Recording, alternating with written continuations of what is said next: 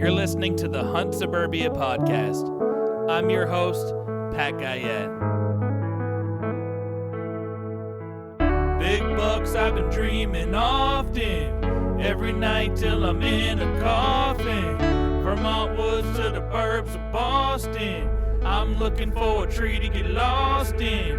Crisp mornings, little dust in the snow. Quality time, just me and my bow.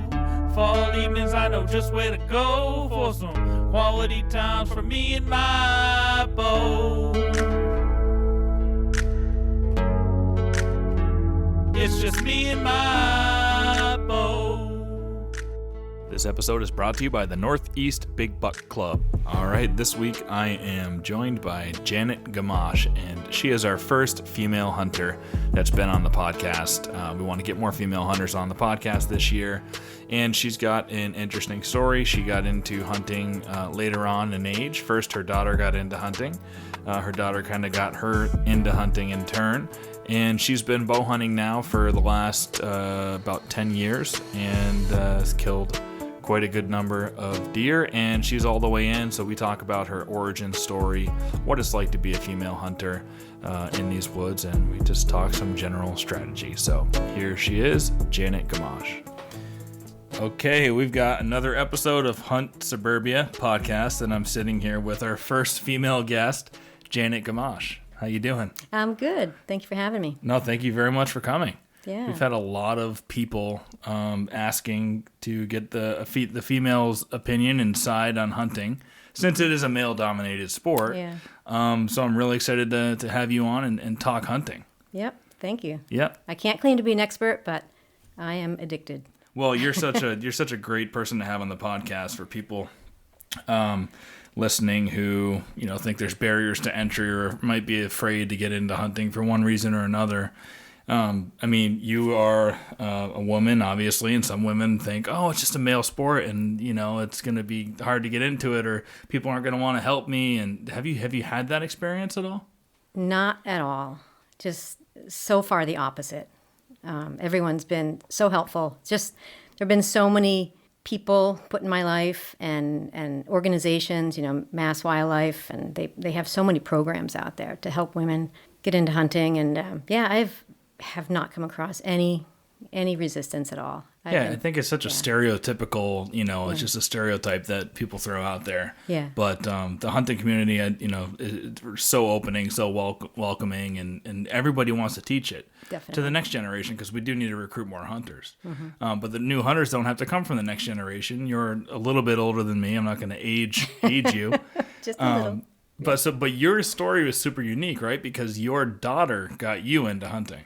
Yep. So why don't you tell everybody about how that happened? Yeah. So our neighbors are hunters, and my daughter Kelly was best friends with their son, and they used to go to Vermont almost every weekend to their house in Vermont, and they would always invite her, and so it was kind of a nice getaway for her to be away from me, and gave me some peace and quiet in the house, and I loved having her go away, and I finally realized how much fun she was having. And experience something new, right? Yeah. I mean, I've always grown up loving the woods, but never hunted. Yeah. And so they asked me permission if Kelly could hunt with them. And she was 15, and she had taken hunter safety, hunter ed, and I said, sure. So she came home one weekend with a 6-point buck. And That's so great. There's something about Vermont and 6-point bucks too. I got my friend Evan in Scotland. If you've been listening to the podcast, a 6-point buck in Vermont. That was his first year. Vermont's just chock full of 6-pointers. Yeah, and she's always been a good shot. She joined a rifle team at a local gun club. Oh wow! And what age? She might have been 13 or 14. And because she went to Mass Junior Conservation Camp. Mm-hmm. Big shout out to them. Awesome. They're amazing. I think the year she went, there were 100 boys and 20 girls. Yep. And so one of the activities was a 3-position rifle. I had no idea what 3P was. And when I went to pick her up after 2 weeks, there was a closing ceremony, and she was announced the winner of the 3P rifle competition. And I'm clapping, proud mom, looking around saying, what did she win? What does that mean? But the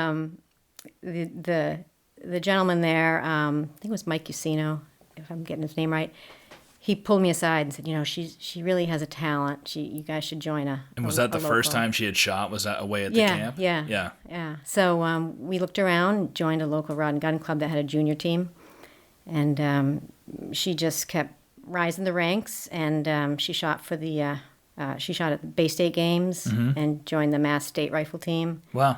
And went to Camp Good Perry. For her. Yeah, she went to Camp Perry in Ohio for a couple summers, a competition.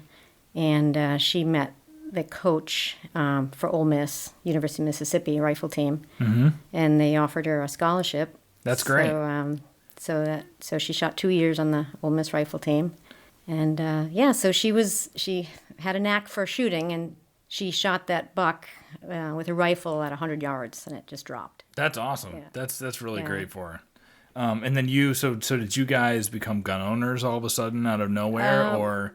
Well, as she improved her rifle shooting, instead of just borrowing what the club had, we did make an investment in a competition rifle. Yep. And then, so anyway, after she got her buck, I started thinking, no, that sounds like fun.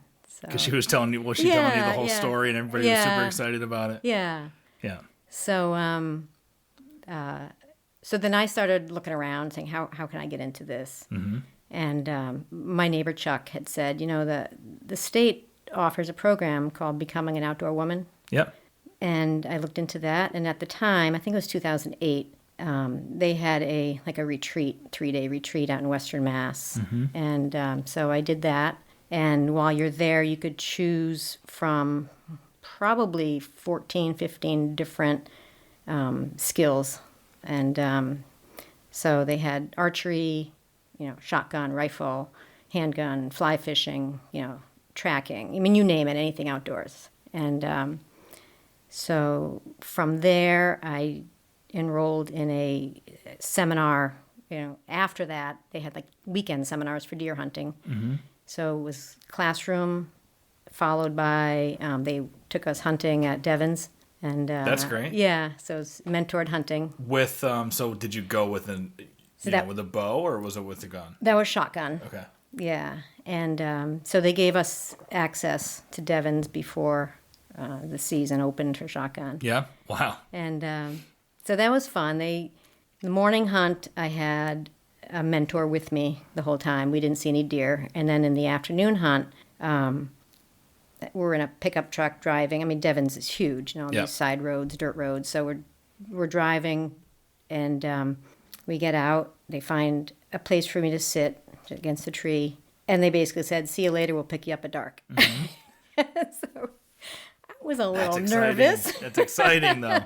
Hoping and praying they come back, because I have no idea where I am. Mm-hmm. And they said, I'll never forget what one of the guys said, an older gentleman, and he said. Be still, and it's when it gets dark, they're like magicians. They will just appear, and sure enough, as it's getting dark, and I'm ready to start making my way back to the road, I kept telling myself, no, I got to sit, and sure enough, two deer came out. Didn't have a clear shot, but they made their way towards you, and your heart probably started pumping a little bit. Yeah, and then it starts getting dark, and I'm hoping and praying the pickup truck comes back and gets me. Well, that's one of the things you got to get over when you're a new hunter is if you're afraid of the dark or you think the woods are scary, right? Like a lot of people, even people who've been hunting for 20, 30 years, never get over that fact. When the sun goes down, the woods can become scary to them. So they want to get up a little bit early and get out of the woods. But if you can get comfortable being in the woods in the dark, it is a really cool experience, first of all, and then you're going to shoot more deer by, waiting until the last legal minute for sure. I love walking in the woods in the morning dark. Yep. That's great. I just love it. Yep, me too. Senses are heightened. Yep. But I just have this fear of getting lost in the woods. Yeah. So I don't like to venture too far. Yeah. Well, that's fine, and there's plenty of opportunities, especially in the suburbs, right, where the woods aren't huge, and it's pretty impossible to get lost in the suburbs, especially if you've got, any idea how to use a compass, or you're using, Onyx or any of these modern GPSs, it's like impossible, know. So that's great. But so what sitting there in the, as the woods are getting darker and wondering if this truck's ever going to pick you up, did you have any hesitation about hunting, or you having second thoughts at all? No, I don't give up that easy. Yeah. Yeah. So yeah, they came and got me. Yeah. There were probably 15 women, I think, in the group. We all, scattered around, and I think 2 had successful hunts that day. And you were sitting on the ground, right? Like just sitting against a tree? Yes. Yep. Yeah. Yeah. That's how I grew up hunting for sure. Yeah. Mm-hmm. And now do you, well, first of all, I want to ask, what do you utilize now when you're hunting? Stands, or how do you, are you still on the ground a lot? But before that, just something that you said, like being still, it's super important. I can't stress that enough for new hunters, is the stiller you are, the more deer you're going to see. I mean, deer pick up movement like nothing. And, I always tell people too, if you're going to turn somewhere, you need to turn, or you need to itch your face, or you need to do something, always move like a sloth, as slow as you possibly can. Doing them. If I'm looking at that deer up there, you just slowly turn, and there's something, you hear something over there. Never do a herky-jerky movement. Right. That's going to get you picked off every time. So just pretend you're a sloth out there, and you're gonna shoot more deer. Yeah. So, but what do you hunt with now? Do you hunt in stands at all? Do you utilize stands? Yeah, I do hang-on stands mostly. I have one ladder stand, but I like to hang on. I tried climbers, got my first one stolen, and then I made the mistake of buying a used one that probably wasn't the best name, and I had a little slip in it. Oh, no. I don't think that it was very sharp. Digging into the tree very well. And it's probably not the best angle because I set it up in the dark. Mm-hmm. And so I had a little slip. I mean, I had my harness and everything turned out fine, but I just got a little spooked by those. Yeah. So I much prefer the hang-on and the ladder. Yep. Yep. I got a ladder. I just got some hang-ons this year that this will be the first time I've ever sat in a hang-on. I'm going to hang a few of them in some places that I've kind of narrowed in on, and then I have a saddle that I'm going to try too, but I still haven't practiced with it. I'm bad with that. Super busy life right now. I got to get out and practice, and I still got to be shooting more. Yeah. Have you been shooting, throughout the summer, or? I usually do, but I switched last year to a crossbow. Okay. So sometimes I feel like it's kind of cheating. Like I will practice it, but I feel like I don't have to practice as much. Yeah. But I did practice my compound a lot. Yep. Yeah. And so what was let's go to your first deer story, that your first ever harvest.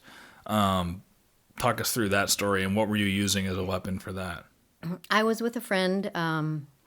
He set me up in his ladder, and he was maybe 200 yards away in his stand.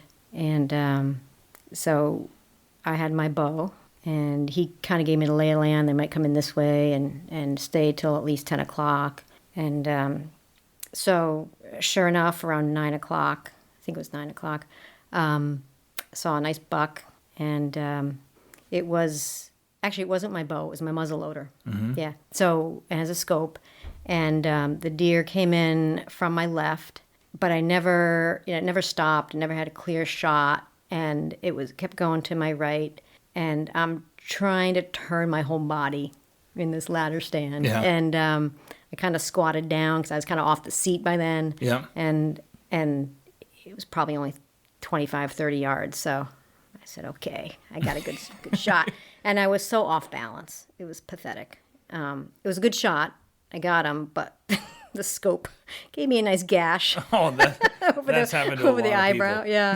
Yeah. But I did get him. He crashed off a couple of trees and didn't go far. And is that a scar that I see from it there, or no? That was from a different incident. Oh. I've had a few. My battle wounds. But he didn't go far, and it was, I think it might have been a 6, but he had a broken tine.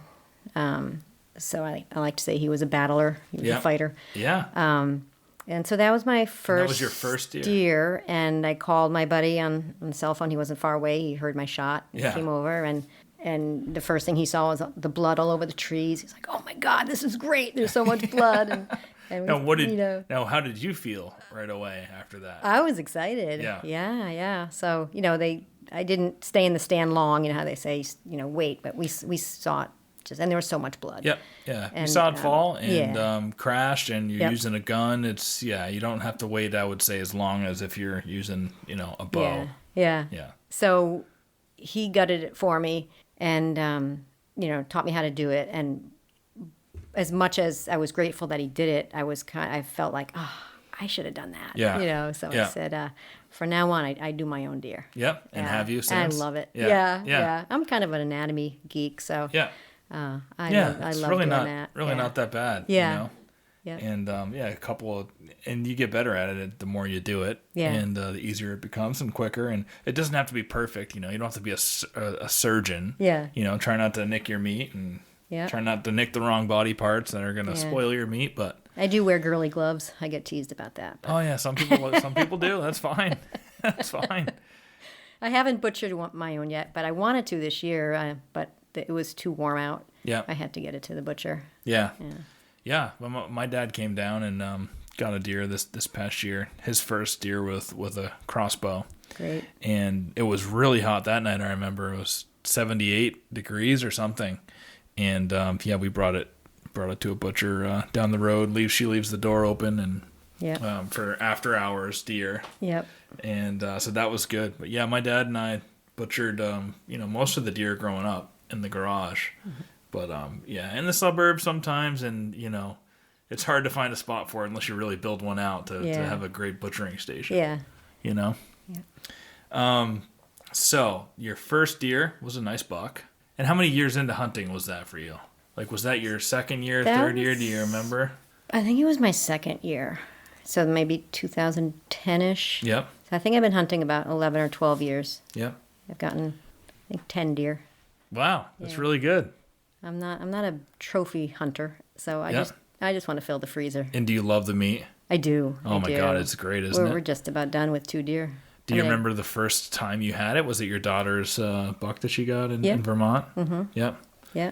And I just remember growing up that smell, of a buttery backstrap and a pan was just like, I loved it. Yeah. Yeah. We do a lot of ground venison and have tacos and and burgers and chili, a lot of chili in the winter. Yeah. All kinds of stuff you can do with it. Yeah.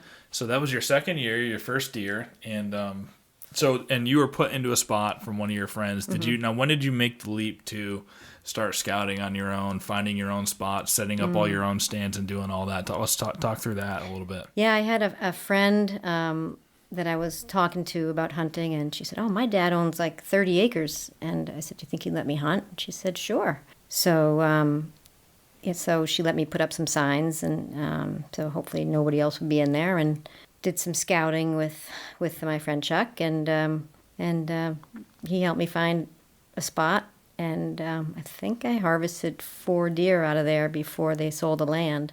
Wow. Yeah. Yep. And one of them, I got to know the area, so I felt very comfortable going in by myself by that time, and on a morning hunt, I got a doe and started calling around, who can help me drag, and everybody's working. So I said, okay, it's just me. And luckily it wasn't too far, and probably like a 15-minute walk at the most, 10. And so I gutted it and I dragged it. And at the time I had a Camry and always kept a tarp with me, and managed to get it in the back seat. So you did it all. I managed to drag it into the back seat. Yeah. And had to check it in. Yeah. So went to a check-in station in my Camry, and the warden starts walking over to me as I pulled in, and he's looking around. He goes, "Where's your deer?" I said, "In the back seat." Doesn't everybody put their deer in the back seat? So he helped me drag it out and check it in, and yeah. And that must have felt great. I mean, you did everything yourself that time, I right? did. Yeah. Except butcher it. Yeah. Except butcher it. Yep. Yep. But you did all the hard stuff. Yeah. Yeah. Yeah. Yeah. And it really is great. I mean, the reward after you I personally like a long, difficult drag sometimes. And, I'm not going to, if I get one that isn't, I'm not going to be angry about it. But I do like the long, hard drags because it does feel better. Yeah. Yeah, you really just feel like, you're exhausted when you get out of the woods. But, that cold beer or whatever you want to drink when you get out tastes so good after that. Yeah. This episode is brought to you by Heron Hill Winery, the official winery of the Hunt Suburbia podcast. Go to www.heronhill.com and use code HS5 for an additional 5% off at checkout. Now, they already have some great volume discounts on there. If you buy 3 bottles, you're going to get 5% off. If you buy 6 bottles, you get 10% off. If you buy 12, you're going to get 15% off. So if you add the 5% extra you get from using code HS5, you get 20% off plus free shipping for a case. HS5 is for first-time buyers. If you're a repeat buyer, you've supported in the past, just get on there and use those volume discounts. Get the wine delivered right to your door. Enjoy a nice glass of wine while you listen to this podcast. There's a lot of great information. And support us. Support the sponsors. We really appreciate it. HeronHill.com. Use code HS5 for an additional 5% or just enjoy their volume discounts. I talk about it all the time. One thing that is awesome about hunting is that there's so many different ways that you can hunt. You can always keep your hunt fresh by using different weapons or hunting in different seasons. Some state has an early season, some have a late season. You can hunt a buck here and a doe there and a Saturday here and a Sunday there. Well, one of the easiest ways to change up your hunt, if you haven't got into muzzleloader hunting yet, muzzleloader is a great way to extend your season. In New Hampshire, it's early, before the rifle season, before the bow season. In Vermont, it's late, it's at the end. But muzzleloader hunting is awesome. And so I'm super excited to announce a partnership with Woodman Arms muzzleloader. This muzzleloader actually shoots like a rifle too. And the coolest part about Woodman Arms is they recommend that you not clean your gun. You don't need to clean this thing. If you're using Blackhorn 209 powder, you don't need to clean it. Yeah. But now muzzleloaders are the messiest guns out there. You're shooting powder that's either loosely packed or in a pellet, and just imagine lighting that thing on fire in there. It's an extremely messy thing, but with the Woodman Arms, the way they build it, you don't need to clean that muzzleloader. That's number one selling point in the world. But once you hold this thing, it feels like a rifle. It just feels right in your hands. It's got a hammerless action, so there's absolutely no hammer on the gun. It's got a crossbolt safety. It feels like you're carrying your 7600 through the woods. I'm extremely excited about this partnership. They're making me a gun right now. Throughout the summer as I'm shooting it and into the fall and getting ready, I'll report back on how it shoots, but you don't have to look any further than all the reviews and all the really great hunters in the Northeast and across the country. Really, they're selling all over the country because they're the best muzzleloader in the country. Look at what everybody else is saying about this gun. That's enough for me to endorse it without ever shooting one, but I can't wait to shoot one and follow up with you guys and tell you how it is this summer, this fall. For now, go to woodmanarms.com. Check them out. You can build your own custom gun right there. Call Timmy Bolduc, who was on this podcast and is a good friend of mine, and he'll tell you anything that you need to know about the gun. Woodman Arms, America's most accurate and dependable muzzleloader on the market, handcrafted in New Hampshire. Go to woodmanarms.com and start building your gun today. Yeah, the more you have to work at it, it's rewarding. And that's that same area. I was seeing a lot of deer, and I had my bow. They're just out of range, and finally a deer came in range, and I was just about to draw back, and it got spooked, and I knew it wasn't me. And I look around, and here comes a coyote. Oh, yeah. So yep. Spooked my deer, and I was pretty bummed. But I waited around, and the deer came back and ended up shooting one of them. And it didn't go far. I saw it drop, and so I gave it a little bit of time. And I think maybe I missed my first shot. I was down to one arrow. I think I only had 3 with me, and so I get down and I'm walking over to the deer, and here comes the coyote.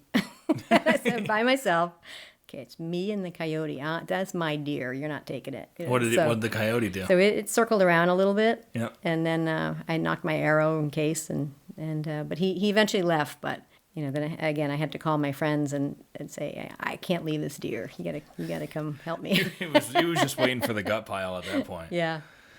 Yeah, I went hunting in Anticosti a few times, which is in Quebec. It's this island up in the Gulf of the St. Lawrence, and it's a wild place. It's 130 miles or so long, like 7 miles wide. It's this long, skinny island, completely forested. And the only population lives on the very tip. It's like 100 people live on it, and it's literally just like a hunting preserve. So when we first started going, there were deer everywhere. The last few times we went, there haven't been that many, but they don't have coyotes there. The only predator they have in the island are foxes, and fox isn't going to take down a full-grown deer. They might take fawns every now and then, but they were accustomed to hearing gunshots on the island, and they would come into the gunshots because they knew that there would be a gut pile, shortly after that. So you'd shoot, and all of a sudden you'd see a few foxes coming in, and that was kind of a cool experience. Yeah. And maybe that coyote was doing that with you. He heard your arrow. It was like, there's going to be a gut pile here. Yeah. Yeah. She's a newbie. She'd be scared of those coyotes. I was thinking, yeah. So that must have. So you got a nice piece of 30-acre private. Yeah. Early on in your hunting career. I still don't have any access to private lands yet. All the hunting I'm doing has been on public or private that's open to the public that's not posted. So I don't know what it's like to have a really nice piece that's taken away. What was that like, and then what did you do to kind of change up your strategy after that? Yeah, I was really bummed about losing that, and I kind of was thinking, what am I going to do now? There's just not much land around. But I just started asking around, and I went blueberry picking a couple years ago and asked the guy, "Oh, you must have a lot of deer around here." He goes, "Oh yeah. Does anybody hunt here?"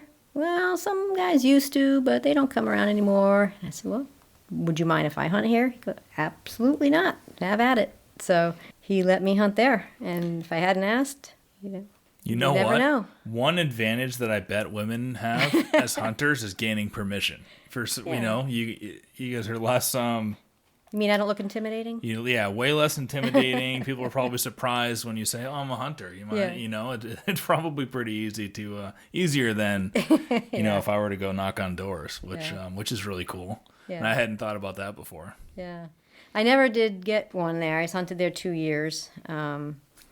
But in the meantime, I had found some other land, and again, just knocked on doors. Yeah. And so I've been hunting there for 3 years, and I got 2 doe there last year. Awesome. Yeah. Yeah. So have you gotten any other bucks since that first one, or was everything a doe? I've had 4 bucks. None of them bigger than like a 4 or 6. So was that first one your biggest buck?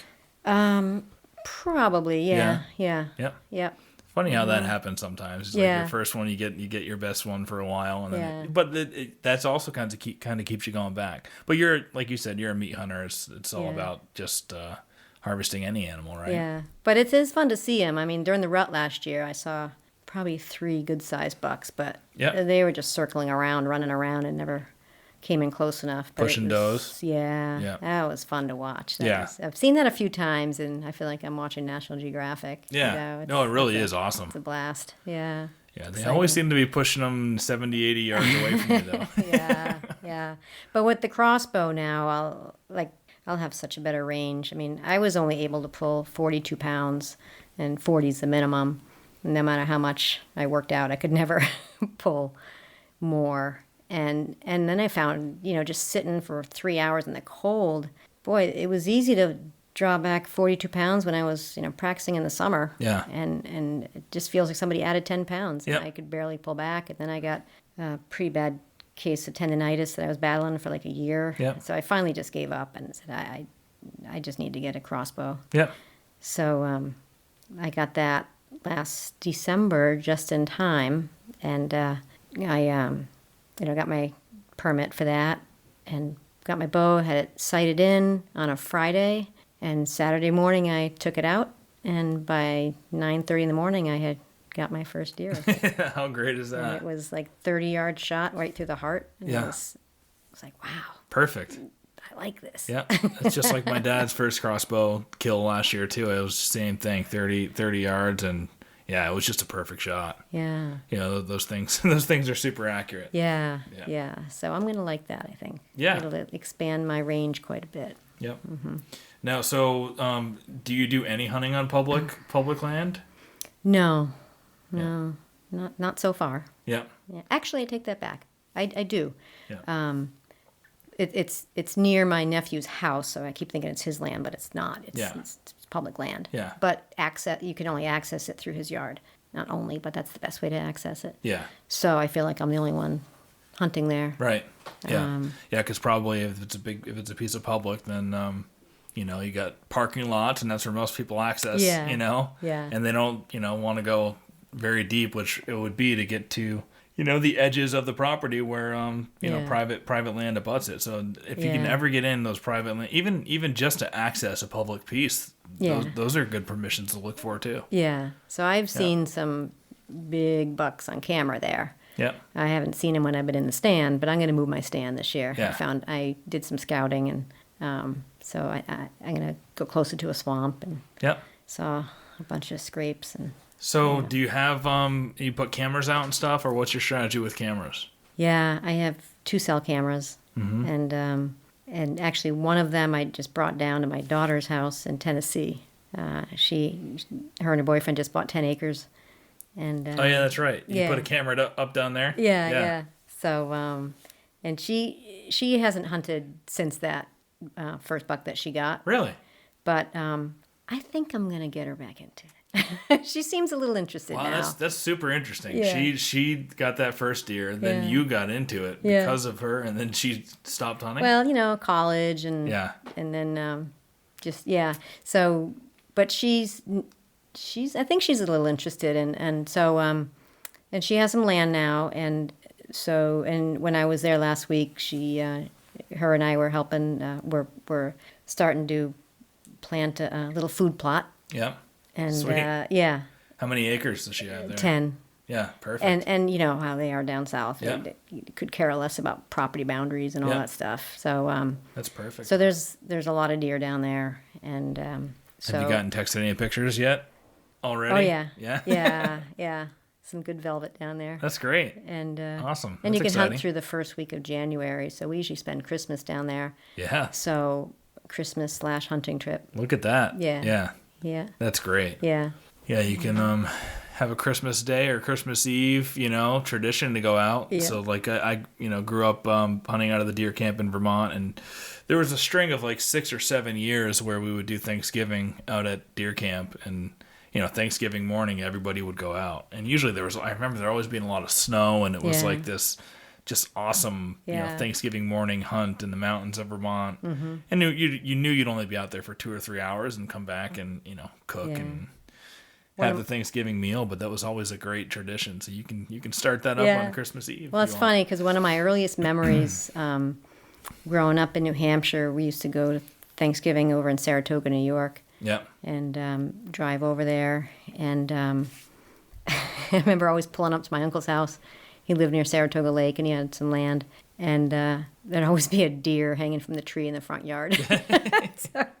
And my mom was not a fan. And but I always thought it was pretty cool. Yep. And so my uncle hunted. My dad hunted when he was young. I have pictures of my grandfather hunting around Depression time when there were 12 rabbits on a stick. Yep. That's their dinner. Yeah. And so my dad hunted a little bit. So you had it in your blood. You definitely had it in your blood a little bit. Never.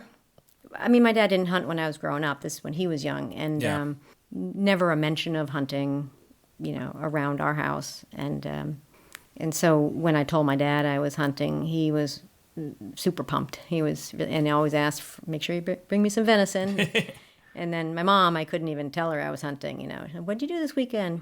Oh, I went for a walk in the woods. That was my code. I went for a walk in the woods, and she knew what I meant. Took my bow for a walk. Yeah. Yeah. And what about your husband? Has he ever had any interest in trying it or getting into it? No, but he's my number one fan. Yeah. Very, very supportive, and my number one assistant. to drag a deer. Or, so he doesn't mind when he's like, oh, I'm going out this morning. I'm going tonight. He's so supportive. I'll wake up at 4 a.m. and there's a note on the mirror, bag one. That's great. So and if we go to Vermont, with my neighbor to his house, he'll go. But, so do you go up there sometimes? Yeah. And go hunting up there? Have you got anything there? No. Yeah, it's Vermont's a different animal. It's hard. Yeah. Earlier when I said there's a bunch of there's 6-pointers all over the place, what I meant was out of the bucks that are there, a lot of them seem to be 6-pointers. Yeah. The hunting's much better down here. Yeah, it is. Yeah. But for different reasons, there's more deer. Yeah, that's easier for a rookie. Yeah, for sure. Yeah. But up there, there's something about being in bigger woods. I love that feeling. I love being, way out and not having to worry about running into another hunter or, in suburbs, somebody looking at you and thinking you're either a criminal or you're, looking at you like you're amoral or something because you're a hunter. You don't get that, up in Vermont or New Hampshire or Maine, you know? Yeah. So have you never had anybody ask you what's going on or any kind of hunter harassment stories or anything like that? No. When I was at my spot of private land, it was a little bit on a main road. So, parking there at 4:30 or 5 in the morning, sometimes I had some cars slow down. I had the police pull over and ask me what I'm doing there. Yeah. And, but once they see him in camo, okay, you're fine. Yeah.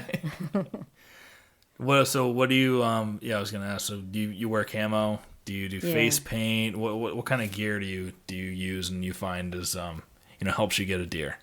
Well, I invested in is it Sitka? I'm drawing a blank. Yeah, Sitka's the expensive one, the good one. Yeah, I invested in a nice heavy jacket, and that was I wish I had done that 10 years ago. Mm-hmm. Yeah. No, that's really good for the cold sits. Not so good for drawing a bow back though. And I learned that, and again, I'm still pretty new to bow hunting, but I learned that a few years ago when I first moved into this house, and it was a really cold day, and I wore my puffy, warm weather jacket out to my stand, and had the biggest buck that I'd ever seen, up to that point in my hunting career. Came, it went by at first light.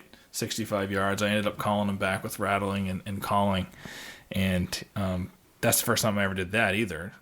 He went out of sight, and then I did some calling and rattling, and 5 or 7 minutes later, something like that, I see him making his way back up. And anyway, I had a long standoff with him. He got into a window, and I let an arrow fly, but because the jacket's so puffy, and I don't practice, you're practicing short sleeve or whatever all summer. The jacket was so puffy, the string hit the jacket. Oh. There wasn't a clear path for the bowstring to do its thing, so it was a bad shot. Completely missed the deer. Made a huge noise, and that's the last time I'll ever wear, with using a compound bow, anything that's puffy. Yeah, I didn't have that problem. I mean, it's a woman's cut. I don't know if it was a little tighter, but or maybe you're just holding your bow correctly. Maybe I was doing it the wrong way. I tend to early on, I was locking my elbow. Yeah. Pretty locked, so that kind of bows out a little bit. But yeah, I've gotten away from that. So if it's a really cold day, I'll wear some thick underlayers, that are skin tight, but really really thick to keep the thermals in. Yeah, I got battery operated heated socks. Yeah, look at that. And, you're sitting pretty now, especially with a crossbow. And now that I don't have to stand, or pull the string back. I can put a nice blanket over me, and so I stay nice and toasty. I haven't had too much problem staying warm lately. Yeah, there were stories in Vermont that my dad would tell me of guys that would go in with a sleeping bag and they would sit all day in their sleeping bag. Yeah. Literally all the way up to their necks. Yeah. Just to fight the cold. Yeah. So there is something to be said about hunting comfortably. If you're comfortable, you can stay still. Yeah. You can last longer. Yeah. So all of that stuff. I've only done one all day sit, and it wasn't too cold out, so I was able to survive. But must have been in the rut. If you're sitting all day, right? It was a little before that. It was right after snow. I remember that, and it was melting. I think it was in December, early December this year, but didn't see anything. Didn't pay off, but Yeah. Yeah, I don't mind all-day sits because I did it my whole life growing up. I think they're pretty fun, but especially if it's the rut, a buck can come by. So a couple things I've heard and what I've seen, if you're not going to sit all day, at least try to make it to like 11 or noon, because a lot of people will get up at 9, 8:30, 9, 9:30 might last it out and say, all right, I'm going back. The morning hunt's over. So all of those people, 80% of the people in the woods that are doing that are getting up at that point, moving deer around, kicking deer around that have settled down to bed somewhere. So you can see, a buck can come by at any point just from being pushed around that time. Or they're getting up, the big bucks especially get back to bed before it's light. They're just wiser. They're already in their bed before daylight happens. So they go to bed a little bit earlier.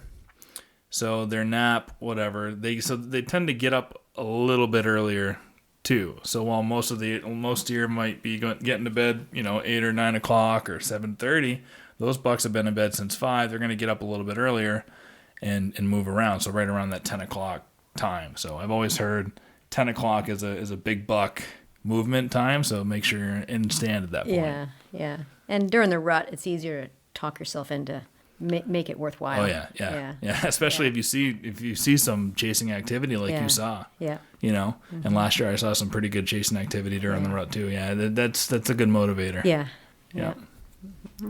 So so are you planning on just hunting in Tennessee when you go down for Christmas, or when does their season start? Would you go earlier? And probably not going to go earlier.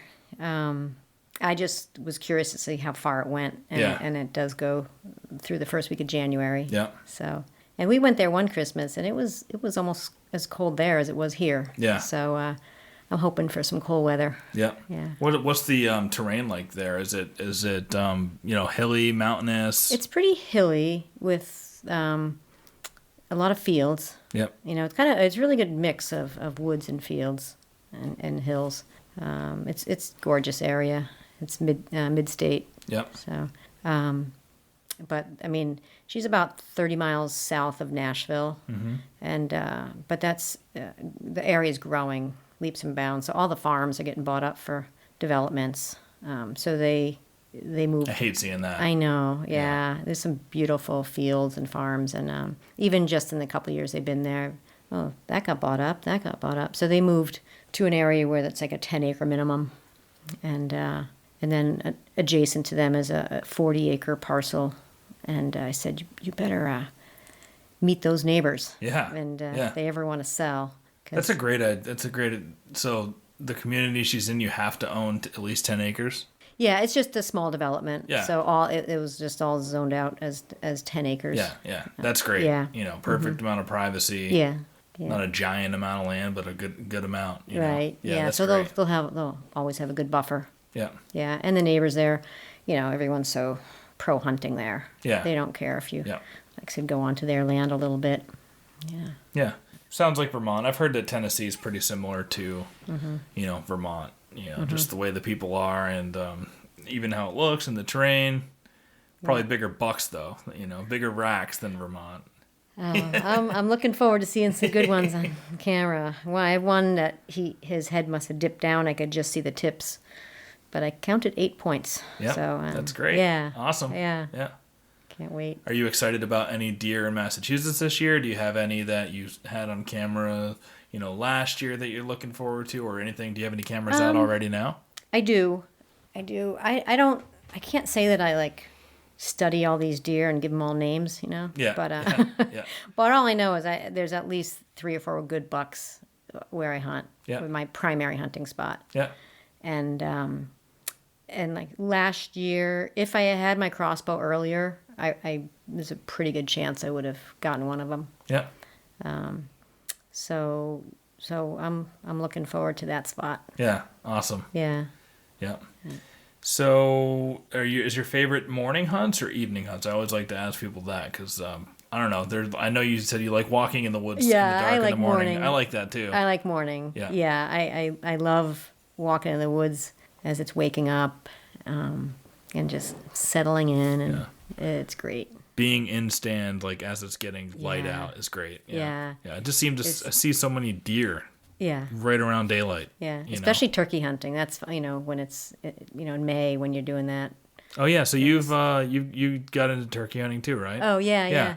Yeah, you can talk about that a little bit if you want. I still haven't got into it. I wanted to. I did want to last year, and then a bunch of stuff happened. I just couldn't make it happen. Yeah. And I like to make fun of it, and a little bit, just for fun. I mean, I do want to get into turkey hunting, and I went a couple of times, and it was really fun. But so, what have you harvested some turkeys? And I've gotten 2. Yeah.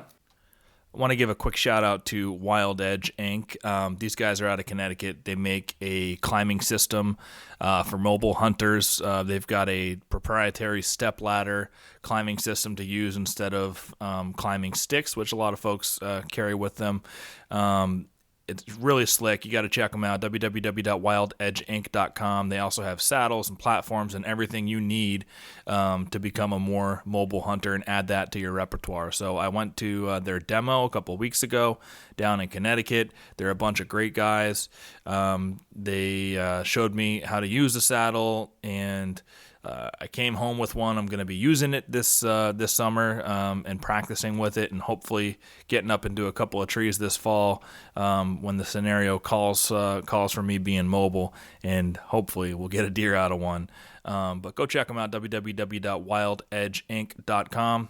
Great company, Northeast based, right in Connecticut. Give them a shot. How long have you been turkey hunting? The same as deer hunting, or did you get into it later? A little bit after deer hunting. The same program that began Becoming Outdoor Woman. Yeah. Program. Is that's still around? It's still around. That sounds like a great program people should know about. Oh, yeah. I don't think they do the 3-day retreat weekend anymore, but they do a lot of like 1-day seminars. So I did, in addition to the retreat weekend, after that, I did the deer weekend, the turkey weekend. I did a 1-day fly fishing weekend and a 1-day surf casting weekend. So I did 4, shorter versions, and they're just amazing. They're just so helpful. They give you all the equipment. You don't have to bring anything. Is it free, or is there a fee for it? I don't think it's free, but it's very minimal cost because they have sponsors, and all of them were just so fun. And it's through Mass Wildlife? Yeah. And I think every state has a chapter. I think it started I won't bore you with too many details, but I think it started, the University of Wisconsin did a study. I think it I don't know if it was a thesis or something. Yeah. And about what's keeping women out of hunting.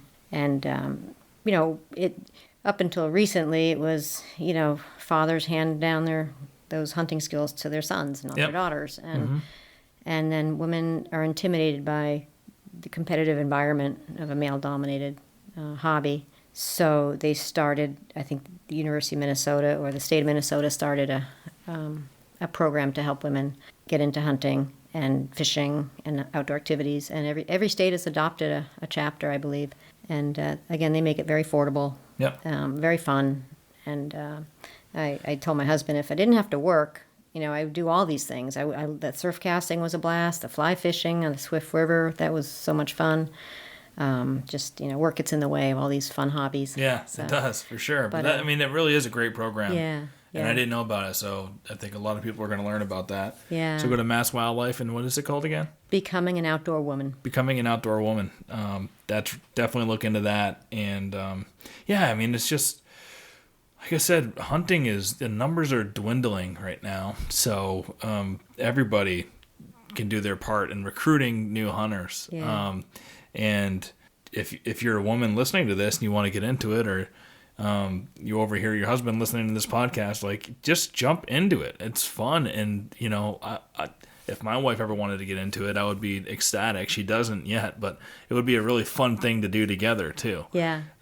So that's great. Check that out. And then you said so what did you do to pay it forward and get a hunter and somebody close to you to start hunting? My friend Cheryl, one of my best friends from college. Yeah. and I'll date myself a little bit. I hadn't seen her in 30 years. So she moved to North Carolina, and we got together about 2 or 3 years ago, and just catching up. One of those friends you could just talk to all day. Yeah. And part of the conversation was I've been recently got into hunting, and her eyes just went, really? It's like she never would have thought of me, hunting.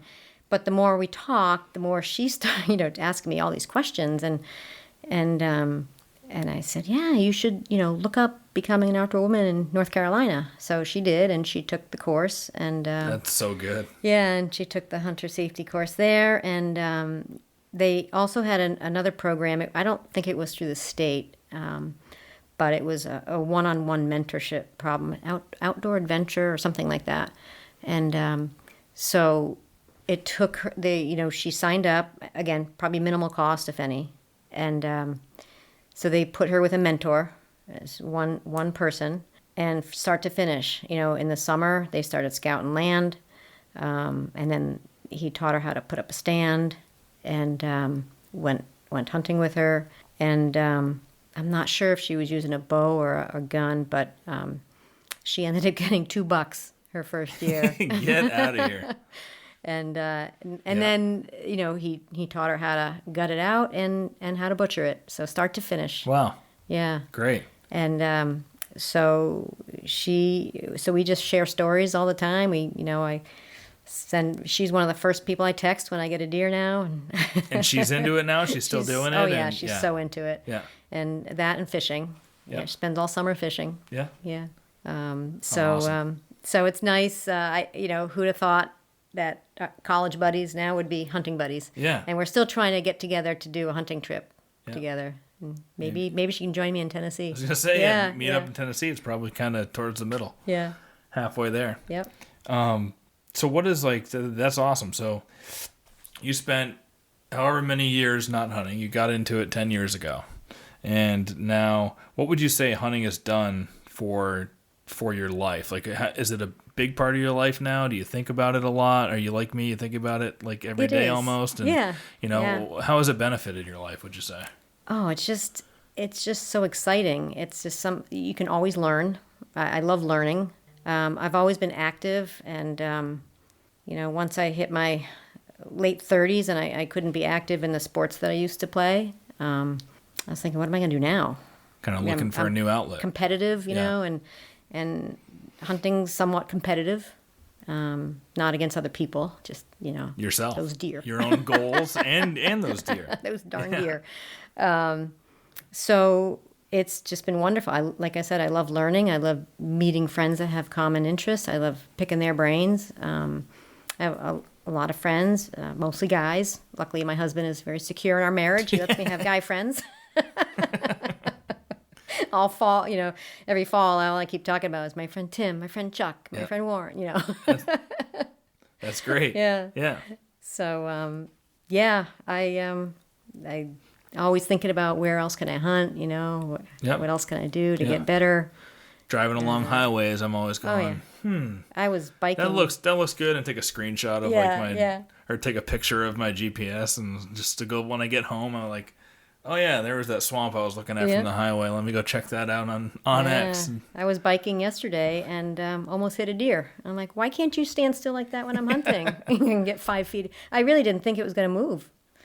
But then it turned out she was, blocking her fawn. That's why she held her ground. Yeah. Yeah. Yeah, I like to take drives. Last year I did a lot of biking in the summer, and it's a great way to, first of all, stay in shape, get in shape for hunting, or maintain whatever. But you see a lot of deer when you're biking around in the suburbs, and every once in a while you see a buck. Yeah. And I bring my binoculars with me, and if you see a buck, you can really see how big he is, and then you just start to plan your strategies around that. So I did that a lot last year. This year, haven't taken the bike out as much.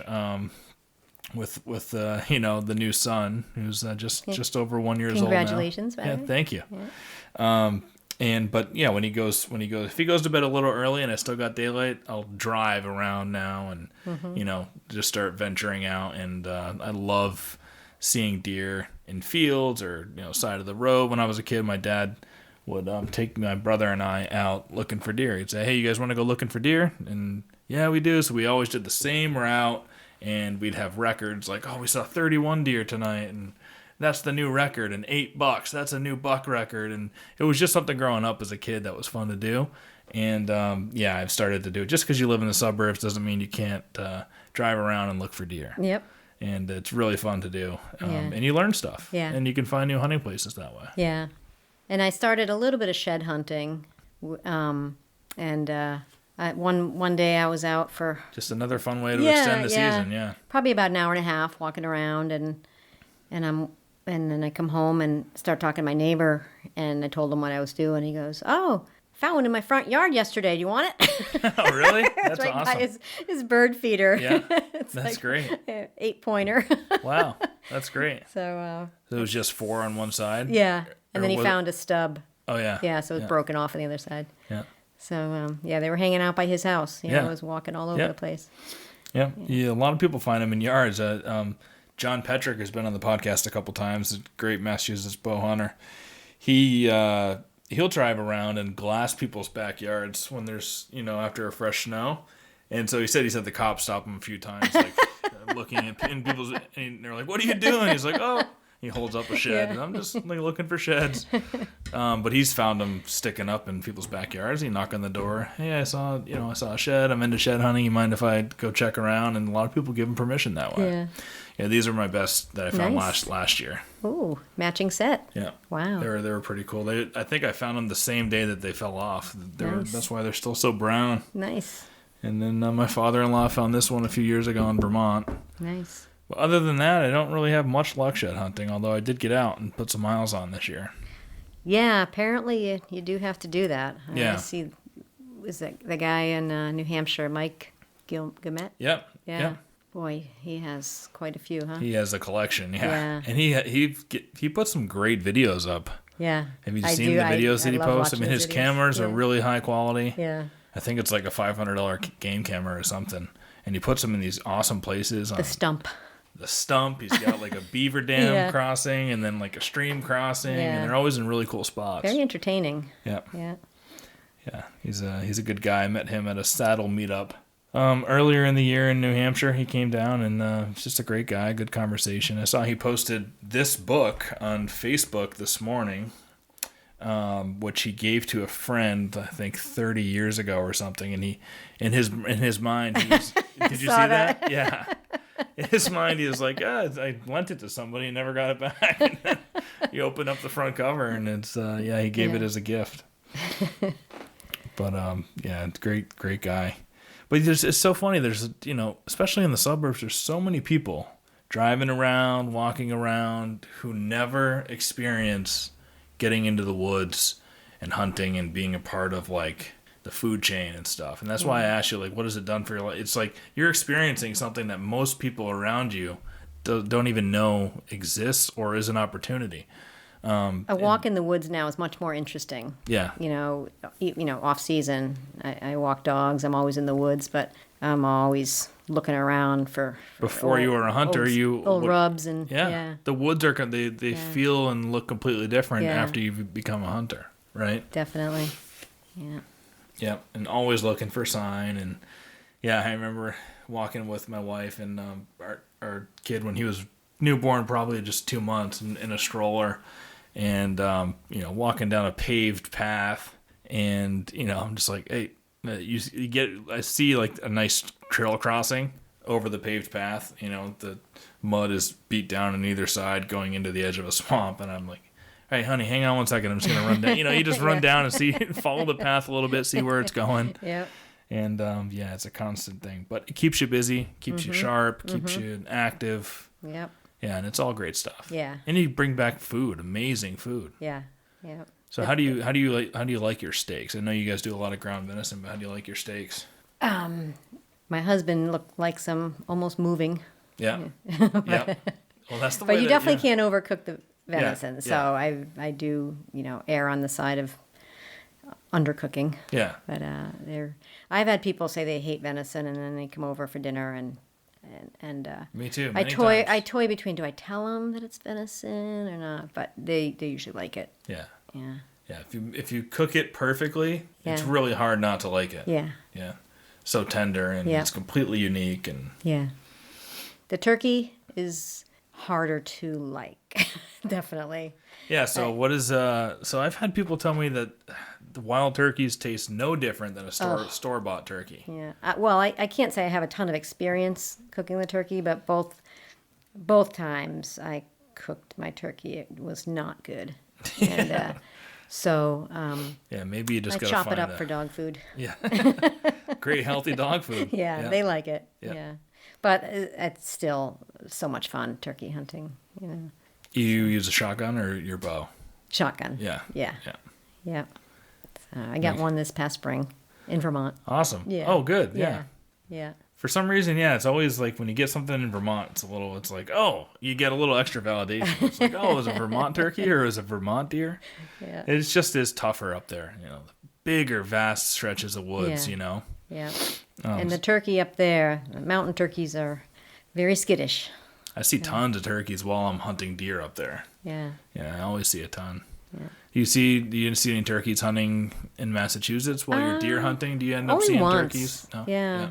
Yeah. I'm surprised. I thought I would have seen What more. about bobcats? Oh, I've seen bobcat twice. Yeah, I've seen quite a few bobs. Yeah, I was able to get a really good video of one. He didn't see me at all, and went right to the base of my tree. It was a pretty good size one too. Awesome. Yeah. Yeah, I watched one last year playing with a squirrel.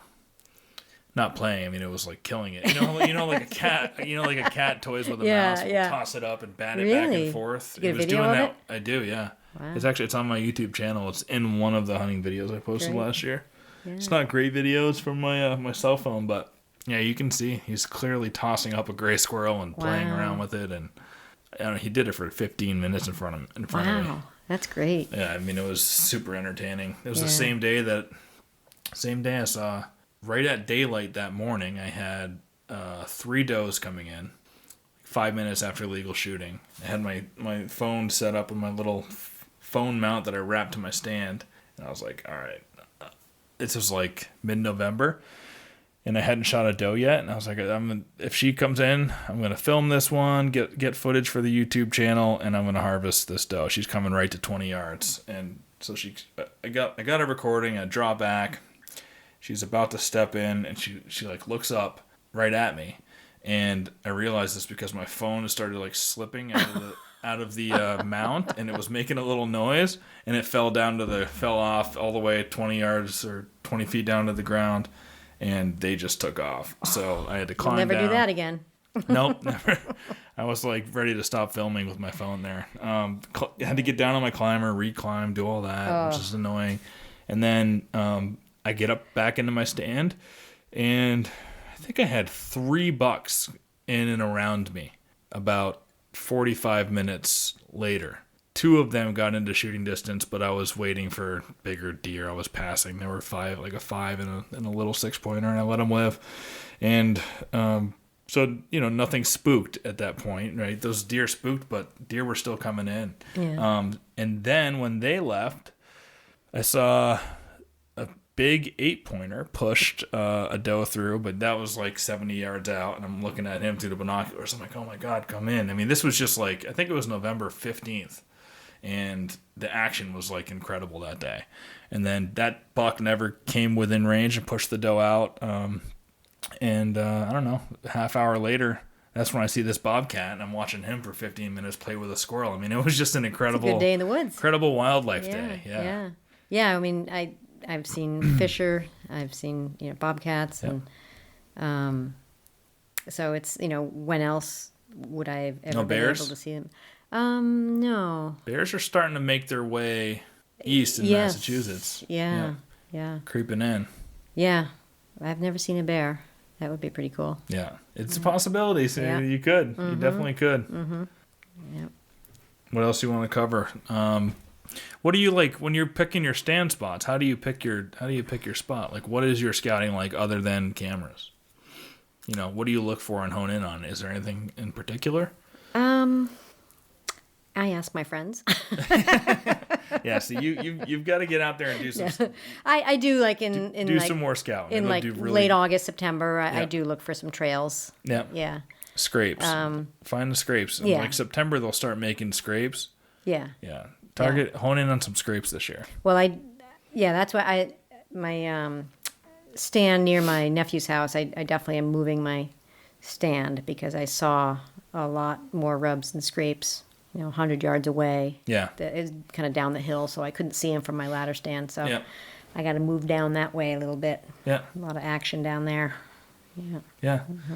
Yep. Yeah. I think like last year that was a huge change I made, was just hunting near fresh scrapes whenever I could, and it ended up being a pretty good strategy last year.